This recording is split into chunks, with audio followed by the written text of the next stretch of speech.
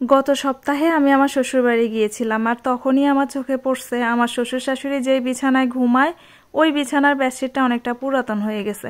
আমার মন চাইলো যে বিছানাটা একটু পরিষ্কার করে গুছাই দেই, তো দেখলাম ঘরে কোনো নতুন বেডশিট নাই। তাই আমি আমার বাড়ি থেকে এই সপ্তাহে নতুন একটা বেডশিট নিয়ে গেলাম। বিছানা থেকে যেটা তুলতেছি সেটাও কিন্তু আমারই দেয়া। এটা ক্যামেরাতে সুন্দর লাগতেছে, কিন্তু সামনাসামনি এটা অনেকটা পুরাতন হয়ে গেছে। কেন জানি না আমার সবসময় মনে হয় রান্নার জায়গা, শোয়ার জায়গা আর হচ্ছে ওয়াশরুম, এই তিনটা জায়গা সবসময় পরিপাটি থাকতে হবে।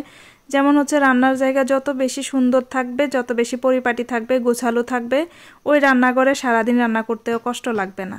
সারাদিন বাইরে পরিশ্রম শেষে ঘরে এসে যখন পরিপাটি বিছানা আর গোছালো ঘর চোখে পড়ে তখন মনটা এমনিই শান্তি লাগে।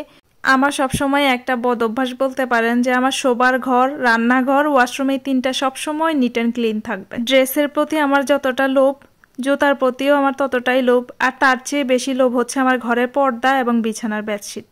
কেন জানি না সবসময় ঘরের পর্দা চেঞ্জ করতে আর বিছানার নতুন নতুন বেডশিট পাড়া এটা আমার খুবই ভালো লাগে। আমি প্রত্যেক সপ্তাহে এমনটা করি।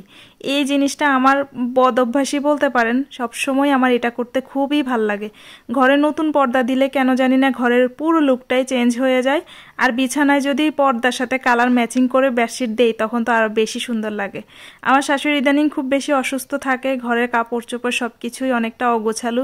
সময় সুযোগ পেলে আমি গিয়ে গুছাই দিই।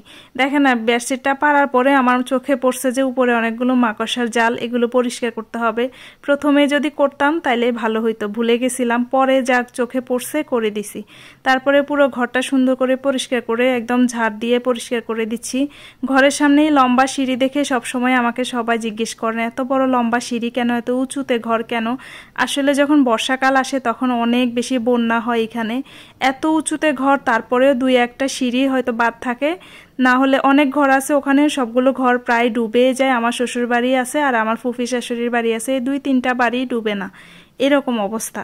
ঘরের পেছনে একদম খাড়া পাহাড়, এই পাহাড় দেখে সবারই অনেকটা ভয় লাগে, বিশেষ করে আমারই বেশি ভয় লাগে, কিন্তু তারা এখানে যুগ যুগ ধরে বসবাস করতেছে, তাদের কেন জানি এটা অভ্যেস হয়ে গেছে আর ভয় লাগে না। ইদানিং কেন জানি না অল্প একটু কাজ করলে আমার অনেক বেশি খারাপ লাগে, অল্প একটু কাজ করে অনেকটা হাঁপিয়ে উঠি। একদমই গাছ পাকনা একটা পেঁপে গাছ থেকে পেরে নিয়ে আসলাম, এটা কাটা শুরু করে দিলাম, সবাই মিলে খাবো। ঘরের মধ্যে শাশুড়ি আগে রান্না বান্না করে সবকিছু রেডি করে রাখছে আমাদের জন্য, আর তেমন কিছু করতেই হবে না। বিছানা গুছানো শেষ, এবং হচ্ছে এই বাড়িতে আসলে সবচেয়ে বড় অসুবিধা হয়েছে পানি আনাটা অনেক বেশি কষ্টের কাজ। পেঁপেটা খাওয়া শেষ করে পানি আনতে চলে গেলাম, কারণ এই বাড়িতে পানি টানাটা আরো অনেক বেশি কষ্টের। সমস্ত ঘরে যত পানি লাগে সবকিছু এভাবে কলস ভরে ভরে প্রত্যেকদিন নিতে হয়। আর উঠার সিঁড়িটা তো আপনারা দেখছেনই অন্য ভিডিওতে, আজকেও দেখাবো। তো আমি সবসময় চেষ্টা করি এই বাড়িতে আসলে পানিটা একটু বেশি করে নিয়ে দেওয়ার, যাতে আমার শাশুড়ির কষ্ট না হয়। আমি যদি কয়েক কলসি ওনাকে হেল্প করি তাহলে ওই সময়টা উনি একটু রেস্ট করতে পারবে। তো এই জন্য সবসময় আমি পানি গেলে, আগে আমি পারতাম না, এখন আমি পারি, গেলেই পানি নিয়ে দেওয়ার চেষ্টা করি। আপনাদের অনেকেরই প্রশ্ন থাকবে এরকম করে উনি প্রত্যেকদিন পানি নেয়, তোমরা কি কোনো ভালো ব্যবস্থা করে দিতে পারো না?